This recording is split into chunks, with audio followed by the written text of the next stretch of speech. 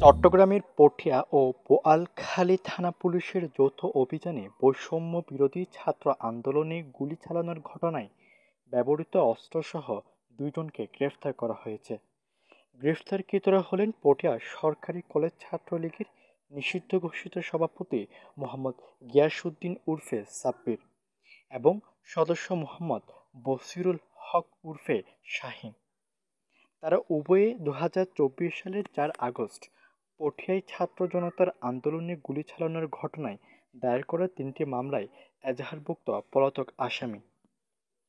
রোববার ১১ মে দিবাগত রাত ১টা ৩০ মিনিটে বোয়ালখালীর শাকপুরা ইউনিয়নের মিলিটারি ফুল এলাকায় চেকপোস্ট পরিচালনার সময় মোহাম্মদ গিয়াসউদ্দিনকে গ্রেফতার করে পুলিশ।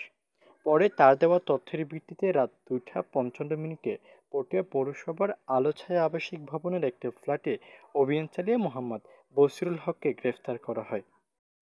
এ সময় বশিরুল হকের ভাড়া বাসার ড্রয়িং রুমের খাটের নিচ থেকে পুলিশ একটি একনলা বন্দুক, ৩টি লেড বল গুলি, ৪টি পিস্তলের গুলি, একটি লোহার পাত, কাঠের হাতলযুক্ত একটি চাকু এবং স্টেইনলেস স্টিলের ২ হাতল বিশিষ্ট একটি নন চাকু উদ্ধার করে।